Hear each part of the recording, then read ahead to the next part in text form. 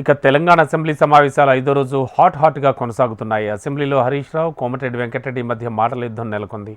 Question అవర్లో ఒక మంత్రి మరో మంత్రిని ప్రశ్న అడగవేంటని హరీష్ నిలదీగా, అది అడిగే హక్కు హరీష్ రావుకు లేదని, ఆయన కేవలం శాసనసభ సభ్యులేనట్టు బదులిచ్చారు మంత్రి Komatireddy Venkat Reddy. Cabinet is a collective decision.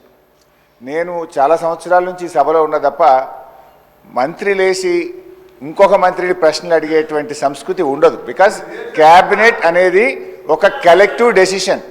మంత్రి అనేది ఒక పోర్ట్ఫోలియో చూసినా అన్ని శాఖలకు సమానమైనటువంటి బాధ్యతను మంత్రి కలిగి ఉంటాడు. ఇవాళ మీరు కూడా దయచేసి నేను మీతో కోరేది ఏంటంటే, మీరు కూడా ఇట్లా ఒక మంత్రి లేచి ఇంకో మంత్రిని ప్రశ్నలు అడగడానికి అవకాశం ఇస్తే అసలు ప్రశ్నోత్తరాల సమయం యొక్క దాని మీనింగే మారిపోతుంది. అధ్యక్ష, దయచేసి లేని సంస్కృతిని తీసుకురావద్దు. ఒక సంవత్సరాలు అనుభవం ఉన్న హరీష్ రావు గారిని అడుగుతున్నా, మీకు ఎల్పీ లీడర్ లేడు, నువ్వు డిప్యూటీ లీడర్వా, శాసనసభ్యునివా? క్వశ్చన్ అవర్లో నిన్న కూడా నువ్వు మైక్ తీసుకున్నావు, మా స్పీకర్ మంచోళ్ళు కాబట్టి నీకు మైక్ ఇచ్చాను. నీ ఏ హోదాలు అడుగుతున్నావు? నువ్వు ఏ హోదాలో నువ్వు మాట్లాడుతున్నావు? నువ్వు ఏ హోదాలో? చాలా ఇంపార్టెంట్ ఇది ఫర్ ఎవర్. తెలంగాణ ప్రజలకు తెలవాలి సార్. తెలంగాణ ప్రజలకు తెలవాలి.